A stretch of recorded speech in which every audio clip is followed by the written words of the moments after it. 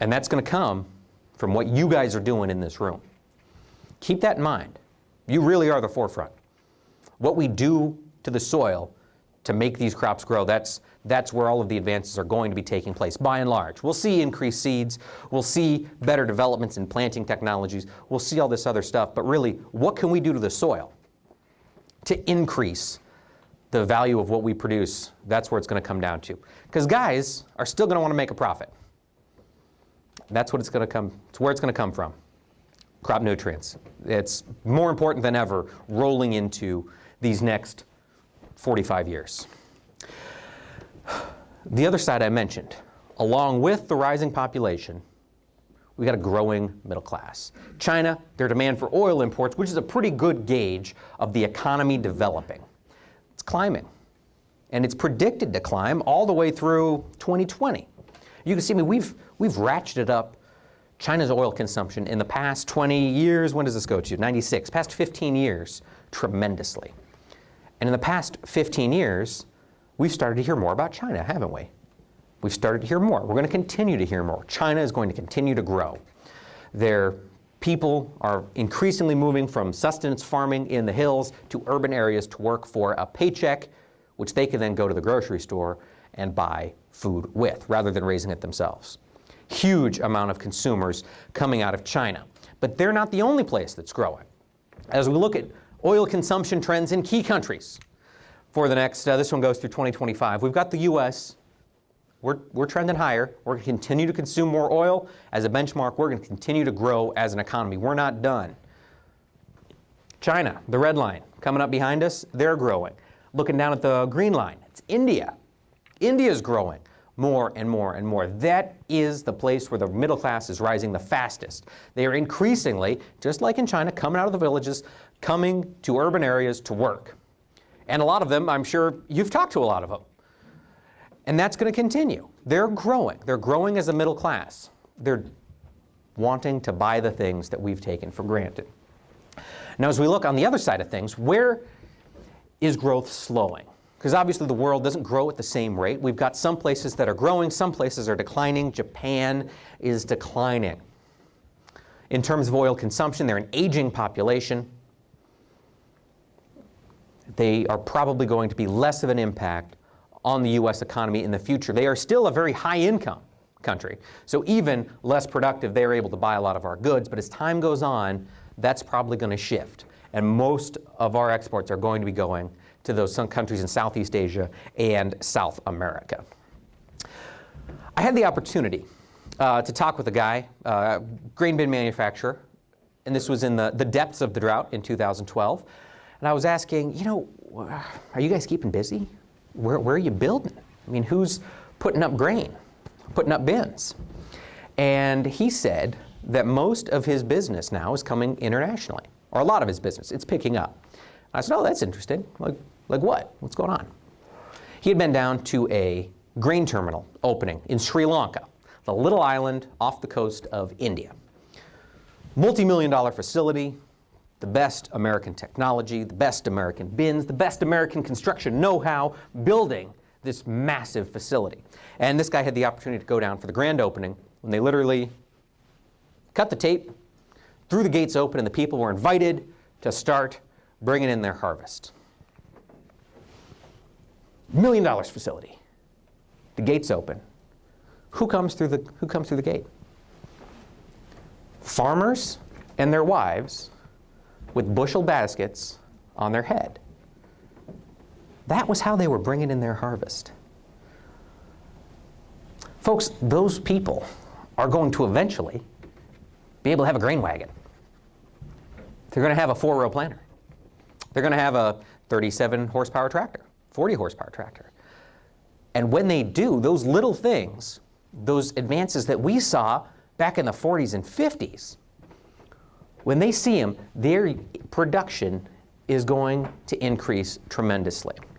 And that's in a lot of places. That's in China. It's in India. It's Sri Lanka, apparently. Never been there. But that's what we're seeing. And other places around the world, in Africa in particular, they've got enough arable land in Africa to feed their people. The problem they've got in Africa, political situation, isn't the best.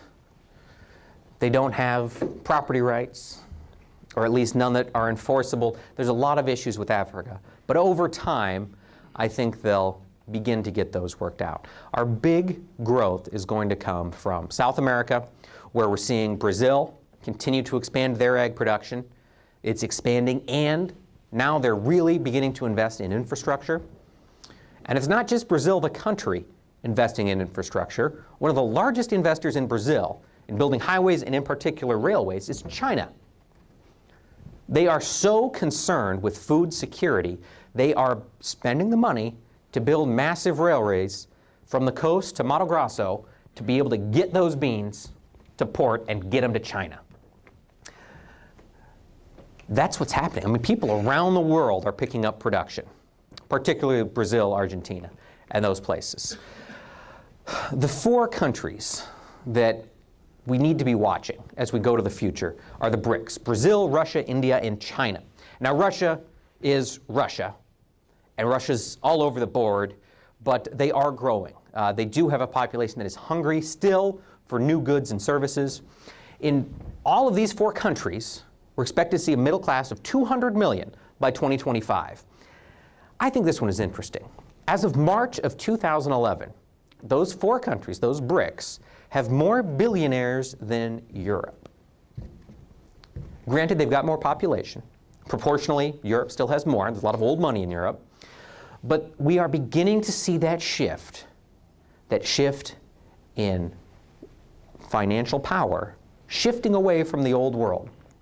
As we look to what's going on in Europe, they don't have a lot of growth in the forecast. We're predicted to see slow growth and high unemployment in the Eurozone area. It's Europe. We've heard about Greece all of last year. You know, that's not expected to change. These other countries are going to continue to grow.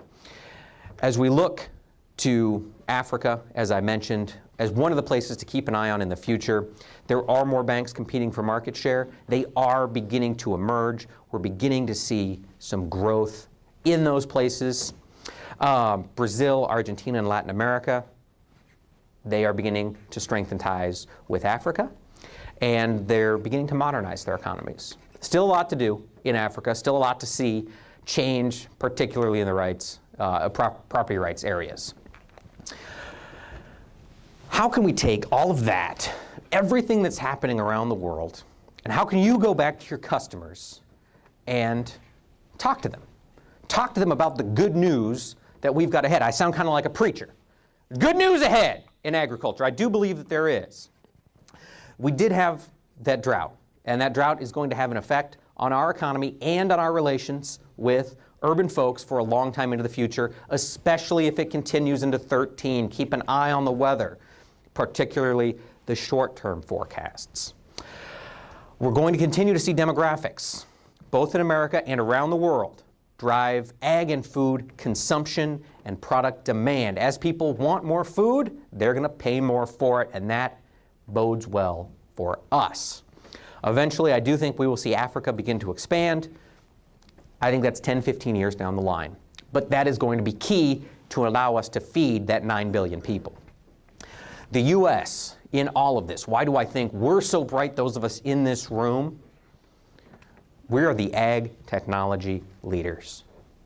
We've got the education, we've got the experience, we've got the background, we've got the know-how, we've got the money, we've got the schools, we've got everything we need to continue to be the leader as South America emerges, as China emerges, as India emerges. Where are they going to be buying their stuff? From us, from those of us in America. So I think our future is very bright in everything. And like I said, we will continue to see that infrastructure build out in South America. These are the issues to keep your eyes open for in 2013. We're going to have that debt ceiling debate. It's going to be a lot of theatrics. We're going to have a lot of brinksmanship, standing on the edge. I'm sure we'll come up for another euphemism for it. And it's going to throw the markets probably into a tizzy. Bottom line, we're not going to default. Our tax revenues are more than enough to pay the interest on the debt. But we're going to hear a lot about it. It's going to be a lot of theatrics. It's going to shake the markets up one way or another. Hold tight. They'll do something. kick the can down the road. They'll do something and will avert another crisis in this next year. Not a big thing to worry about, but we'll hear a lot about it. The U.S. economy, keep an eye on those metrics. Are we going to continue to strengthen? I believe that we are. I think we have rounded the corner. People are putting down roots. They do want to settle. Things bode well for the U.S. economy in the future. But keep an eye on those metrics. If things start to turn, we haven't recovered enough that if things start to turn, we'll feel it quickly. We'll see that unemployment rate climb back up quickly. Hopefully we won't. Keep an eye open. Europe, as I mentioned, not much going to change coming out of Europe. They've got the whole EU debt crisis more or less solved for the moment. It's not solved on any long-term stretch of the imagination, but it isn't going to drag us into a recession. If Europe can't get their things figured out and they begin to slide back into a recession, they're not going to pull us down with them. That was the big concern last year when the whole EU issue came up. We've gotten past that. If anything, in 2013, the U.S. will begin to pull the EU out of its recession. We are going to be the leaders in this next year, I believe. Farm bill. That's going to be an issue. Talk to people. I hope you remember that when you leave here. I know it's 8:15 or 9 in the morning now. I see some people yawning. I don't blame you. I'd be yawning too if I were sitting down today. But take that with you. If that's the only thing you take when you leave this room, remember, we have to make an impact politically. There is less of us. We need to tell our story. All of us, whether you're in production agriculture or just in the industry, we need to share what it is we're doing and why it's good for the country. Take that with you because agriculture is going to continue to stay the bright spot in the U.S. economy. And as we stay the bright spot, we are going to begin to attract attention. And we have to have people on our side. Take that with you. Put that in your pocket, take it home, and talk to people. I'm happy to take a couple questions now. We've got about 5 minutes left. And if there's anything else you need from me, you can reach me on email. Or, is anybody here on Twitter? We got a couple. We got a couple people on Twitter. That's a great tool. It's a great way to reach people not in agriculture. It's also a great way to just waste boatloads of time. Not that I would ever do that, of course, but I hear that you can. Does anybody have any questions? I've covered a whole lot of stuff quickly. All right. Oh, we got one? Yes. Yeah. If I understood you correctly, you're saying that China and India will mechanize ag? Yes. What are they going to do with other people? The question is, are China and industry going to mechanize ag? And I said yes. I think that's what we're going to see. Then the follow-up question is, well, what are they going to do with all their people? All their people right now are out in the field hoeing and planting and doing the work for agriculture. I think what we're going to see before China mechanizes, China and India and those places mechanize ag, we're going to continue to see the other parts of their economy grow. I think the ag mechanization, just as it happened in America, is going to happen by necessity. I think we're going to see higher paying jobs in the cities, be it at call centers or making iPhones or whatever it is they're going to do, pulling people off the farm so the folks left are going to have to mechanize. Similar to what we saw in World War I and World War II, when we saw those giant productions in American mechanization because all of our labor was off fighting. That's how I think the change is going to happen. We'll look for the economies to change first, mechanization to follow closely on their heels. Because when we mechanized, we had to develop the technology. As China and India mechanize, they've just got to buy our stuff. It's going to be an issue of costs rather than technological development. And I think they'll be able to mechanize much faster than we did. Great question. Yeah? Which market analyst do you enjoy working with most? The question was, which market analyst do I enjoy working with most on market to market? That's a great question. I really like working with all of them. Sue Martin is one of my favorites. I like Sue. Sue has a lot of thoughts, and she's extremely well-read, and she knows everything about everything. And so it's very easy when I talk to Sue. I say, Sue, what's going on in corn? 10 minutes later, we're done. It's very easy to talk to Sue. They all have their own points and different outlooks and ways of looking at the world. But yeah, Sue and Jamie Kawaki is another one of my favorites. So thanks, yeah. Anybody else?